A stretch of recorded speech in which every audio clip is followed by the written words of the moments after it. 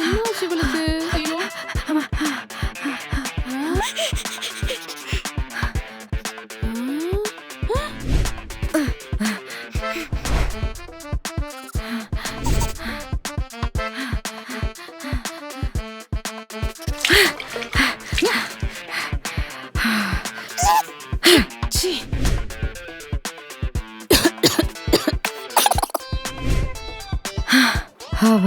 எங்கடி போற? மூஞ்சில இவ்ளோ மேக்கப் போட்டு.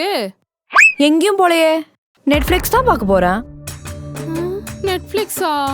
அதுக்கு எதுக்கடி மூஞ்சில இப்படி 300 கிலோ மேக்கப் போட்டு உட்கார்ந்திருக்க? வீட்ல இருந்தாலும் எப்பவுமே நம்ம பாலிஷா தாமா இருக்கணும். இப்ப திடீர்னு ஒரு பால்காரன் வருவான், திடீர்னு ஒரு ஈபி காரன் வருவான், திடீர்னு போலீஸ்காரன் வருவான். என்னது? போலீஸா? ஏன்? ஆமா, நான் தான் நேத்து ஒரு கொலை பண்ணிட்டேனே. கொலையா? சும்மா சொன்னேன், டம்மி டம்மி. சரி, எங்க விட்டா? பால்காரன், ஈபிக்காரன், போலீஸ்காரன் யாரு வந்தாலும் என்ன பார்த்த உடனே அடடா இந்த வீட்ல இவ்ளோ அழகா மகாலட்சுமி மாதிரி ஒரு பொண்ணு இருக்கான்னு பார்த்து தெரிஞ்சுக்கிட்டா தானமா நமக்கு பெருமை. ஆனாலும் நெட்ஃபிளிக்ஸ் பாக்குறதுக்கு இவ்ளோ மேக்கப் ரொம்ப ஓவரடி. போடுற மேக்கப்பை வாங்குறதுக்காகவாவது ஏதாவது வேலைக்கு போயிருந்திருக்கலாம். வேலைக்கா? அதெல்லாம் கல்யாணத்துக்கு அப்புறம் தான். அப்ப இன்னும் 4 கோட்டிங் மேக்கப் எக்ஸ்ட்ராவா போட்டு சும்மா ஜம்முன்னு ஒரு வேலைக்கு போவோம் பாரு. நீலாம் மூக்கு மேல விரல வைப்ப. சோத்து மூட்டிங்களா? என்னதான் தின்னுவீங்க? இவ்ளோ கப்படிக்குது. ச்சே, கரும கரும.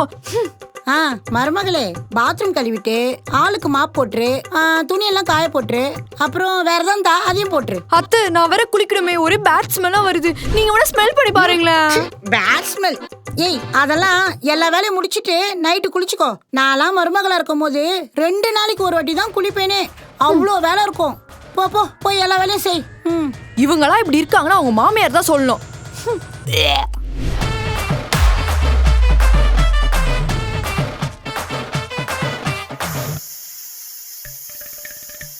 அபி, அந்த குக்கரை ஆஃப் பண்றி. அடியே அபி, ஒழுக்கமா ஒரு குக்கரை கூட ஆஃப் பண்ண தெரியாதா? அடுப்ப சிம்ல வச்சிருக்கியாட்டு பாரு, மறுபடியும் விசில் வருது. பருப்பு கொலைய போகுது. ஏண்டி, அடுப்புல இருக்கிற குக்கர் ஆஃப் பண்ண சொன்னா இங்க நின்னு என்னடி பண்ணிட்டு இருக்க? என்ன பண்ண சொன்ன? அடுப்புல இருக்கிற குக்கர் ஆஃப் பண்ண சொன்னேன். என்ன இப்ப? ஏமா என்ன போய் கிச்சன் உள்ள அடுப்பு மேல இருக்க குக்கரை ஆஃப் பண்ண சொல்றியே? அப்போ உனக்கு திமிரு தானே? இல்ல, எனக்கு புரியல. ஒரு குக்கரை கூட ஆஃப் பண்ண மாட்டியா? ஏமா, நான் கிச்சன் உள்ளே போக மாட்டேன்னு சொல்லிட்டு இருக்கேன். மா, குக்கர் விசில் அடிச்சிட்டே இருக்கு பாரு, பருப்பு குழஞ்சிர போது போய் ஆஃப் பண்ணு. என் வளர்ப்பே இங்க குழஞ்சு போய் கிடக்கு. இதுல அடுப்புல இருக்கிற பருப்பு ஒரு கேடா? கிச்சனுக்குள்ளேயே போக மாட்டேன்னு சொல்ற உன்னை பெத்த நேரத்துக்கு 10 எலியவாவது பெத்திருந்தேன்னா மேல 5 கீழே 5ன்னு கிச்சனுக்குள்ள மேஞ்சுக்கிட்டாவது இருந்திருக்கும். இப்ப என்ன ஆயிடுச்சு? நீ டென்ஷன் ஆயிட்டு இருக்க. நீ இருக்கிறப்ப நான் ஏமா கிச்சன் போனோம்? அப்ப கல்யாணத்துக்கு அப்புறம் யார் போவா? பொண்ணுக்கு கல்யாணம் ஆயிடுச்சுன்னா அவ கிச்சன்ல கடந்து சாவணும்னு ஏதாச்சும் இருக்கா? நம்ம 2025ல இருக்கோம். நான் மாப்பிள்ள பாக்குறப்பவே சொல்லிடுவேன் நோ குக்கிங்னு. அப்ப 3 வேளை சோறுக்கு என்ன பண்ணுவ? அது என் புருஷன் சமைப்பான், இல்லனா என் மாமியார் சமைப்பாங்க, இல்லனா என் மாமனார் சமைப்பாரு. அப்படி இல்லனா ஸ்விக்கி, ஜொமேட்டோ, ஜிப்டோன்னு இப்படி 1000 இருக்கு. அதுல எதுலயாவது ஒண்ணுல வாங்குவோம். ஆனா நான் கிச்சன் உள்ள போவே மாட்டேன். போக மாட்டேன். மாட்டேன் மாட்டேன் மாட்டேன் மாட்டேன் மாட்டேன். ச்சே, இந்த டியூப மாட்டுறது பெரிய டாஸ்கா இருக்கு. இந்த அத்தை லூசு வேற எப்ப பார்த்தா டியூப வந்து கைட்டி வச்சிருது. லூசு லூசு. யார லூசுன்னு சொல்ற? அத்தை, உங்களை சொல்லல, இந்த டியூப சொன்னேன். அப்புறம் வேலைலாம் முடிஞ்சிச்சா? எல்லாம் முடிஞ்சத்த. நாளைக்கு மெனு கூட ரெடி பண்ணிட்டேன். இப்ப போய் தூங்கலாம். இல்லையே, ஏதோ ஒண்ணு குறையுது. என்ன சுத்தி சுத்தி பாக்குறாவ?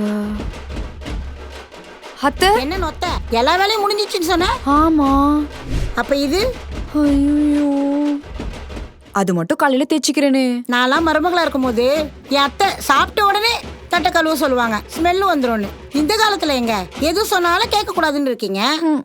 நீ போமா, நானே பாத்திரம்லாம் தேய்ச்சிட்டு நான் போய் படுத்துக்கிறேன். நீ போய் படுத்துக்கோ போ. சரி அத்தை.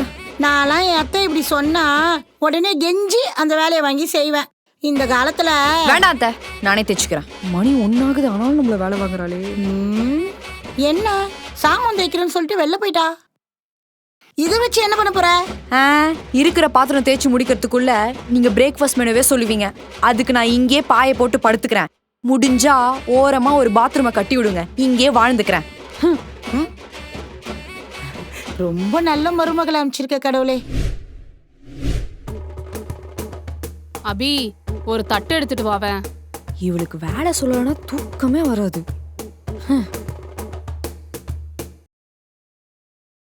இந்தாமா தட்டு. ஏண்டி கையில குடுக்க மாட்ட? மா இதெல்லாம் த்ரோ அண்ட் கேட்ச்மா, இதெல்லாம் கேம். போடி போ.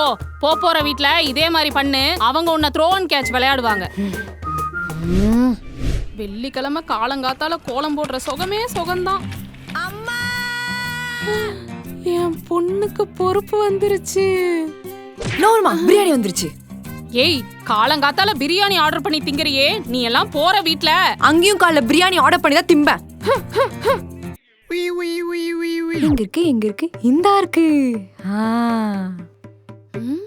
போற இடத்துல இது கூட தெரியாதான்னு கேட்பாங்க. இதெல்லாம் எனக்கு ஜுஜுப்பி.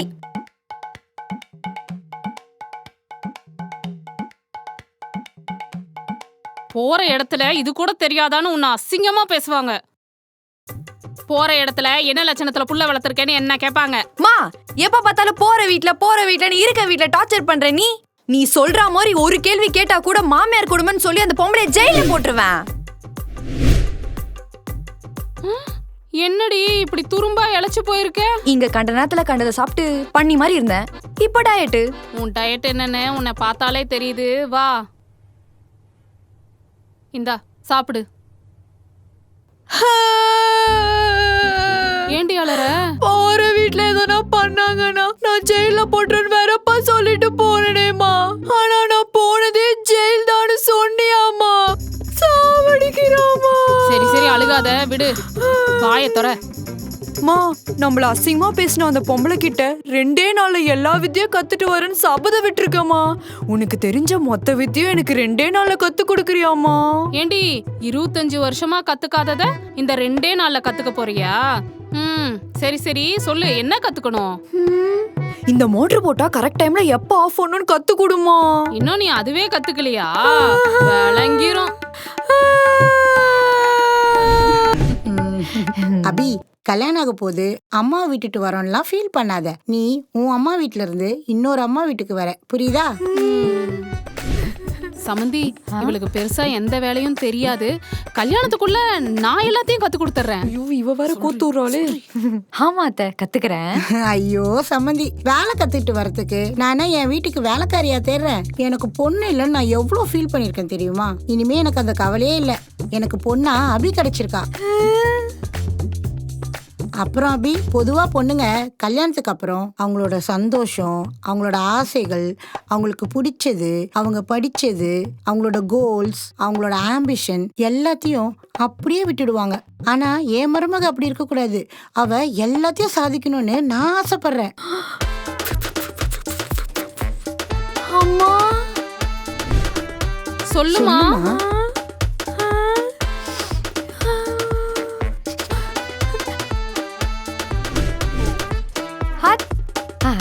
அம்மா உங்க அம்மா வந்திருக்காங்களா?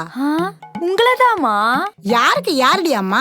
25 வருஷமா தின்றது தூங்குறதுன்னு ஒரு வேலையும் செய்ய தெரியாம இருப்ப. உன்ன மாதிரிலாம் எனக்கு ஒரு பொண்ணு பிறந்திருந்தா பெல்ட்டை வச்சு அடிச்சே எல்லா வேலையும் கத்து கொடுத்துருப்பேன்.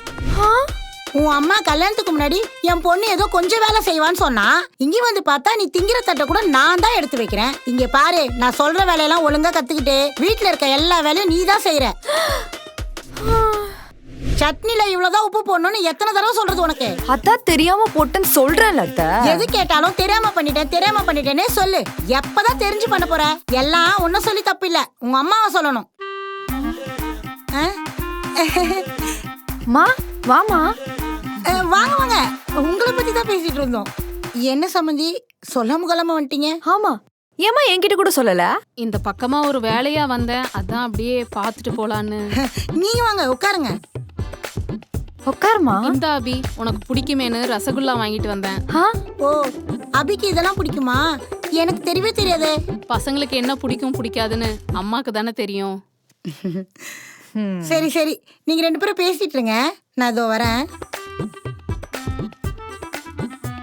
என் மாமியார் என்ன திட்டலாம் இல்ல, ஜாலியா தான் பேசிட்டு இருப்போம். வேலை செய்ய கத்துக்கிட்டியோ இல்லையோ, நல்லா நடிக்க கத்துக்கிட்ட.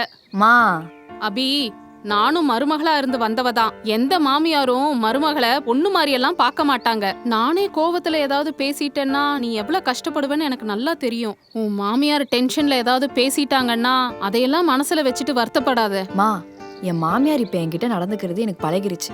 அவங்க மேல மட்டும் தப்பு சொல்ல முடியாது. நீ சொல்றப்பவே எல்லா வேலையும் நான் கத்துருக்கணும். ஆனா நான் என்னதான் கத்திருந்தாலுமே அவங்க ஏதாச்சும் என்ன பேசிட்டே தான் இருப்பாங்க நான் நினைக்கிறேன். ஒண்ணு நான் எல்லாத்தையும் புரிஞ்சுக்கிட்டு இருக்கணும். அப்படி இல்லனா தனி கொடுத்துட்டு போகணும். அபி, எல்லாரும் இந்த வீட்டு வேலை பாக்குறதுக்கு தான் மருமகளான்னு கேள்வி கேட்பாங்க. ஆனா அவங்களே அம்மா வீட்ல இருக்கும்போது அம்மா தான் எல்லா வேலையும் பண்ணணும்னு எக்ஸ்பெக்ட் பண்ணுவாங்க. ஒரு பொண்ணு மகளா இருந்து மருமகளா மாறி அவளும் அம்மாவா தான் ஆக போறா. அப்ப அவ பசங்களுக்கு அவதானே எல்லாமே செய்யணும். ஏன் ஆம்பளைங்க செய்யக்கூடாதா? செய்யலாம். ஒரு நாள் செய்யலாம், 2 நாள் செய்யலாம். எல்லா நாளும் செஞ்சிட்டு இருக்க முடியாது. இத புரிஞ்சுக்கிட்டு உன்னை அடிமையாருன்னு நான் சொல்லல, பொறுமையாருன்னு தான் சொல்றேன். எந்த அம்மாவாலையும் மாமியார் எப்படி ஹேண்டில் பண்ணணும்னு சொல்லி தர முடியாது. அத நீ தான் பார்த்து பக்குவமா புரிஞ்சு தெரிஞ்சு நடந்துக்கணும். சரி, நீ ஒழுங்கா சாப்பிடுறியா இல்லையா? உன் மாமியார் ராட்சசி திட்டுறான்னு சாப்பிடாமலாம் இருக்காத. என்ன சொன்ன? ஒழுங்கா சாப்பிடுன்னு சொன்னேன். அது இல்லம்மா, என் மாமியார ராட்சசி. ஏ அபி, எங்க இருக்க? ஐயோ, 100 வயசுமா அந்த ராட்சசிக்கு. இதோ வந்துட்டாத்த, வா போலாம். சம்மந்தி, எங்க போயிட்டீங்க? உங்களை தான் தேடிட்டு இருந்தேன். அது என்ன மருமக வளர்த்து வச்சிருக்கீங்க சம்மந்தி? ஒரு சட்னில எவ்வளவு உப்பு போடணும்னு கூட தெரியாத ஒரு புள்ளைய எல்லாம் நீங்க குடுக்குற செல்லம். ஐயோ சம்மந்தி, சின்ன பொண்ணு தானே, எல்லாம் போக போக கத்துக்குவா. நீங்க ஒன்னும் டென்ஷன் ஆகாதீங்க. அட நீங்க வேற சம்மந்தி, எனக்கு இப்படி ஒரு பொண்ணான்னு எனக்கே அவமானமா இருக்கு. நீங்களாச்சு உங்க மருமகளாச்சு. நான் கிளம்புறேன். மருமகளே, நீ ஒன்னும் ஃபீல் பண்ணாத. உன் அம்மா உன் மேல இருக்க கோவத்துல அப்படி பேசிட்டு போறாங்க. அத்தை நான் இருக்கேன்ல, எல்லாம் நான் பாத்துக்கிறேன். எப்படி ஏமாத்தின உன் மாமியார? அப்படியே பொழைச்சுக்கொடி. By by. இன்னும் கத்துக்க வேண்டியது நிறைய இருக்கு.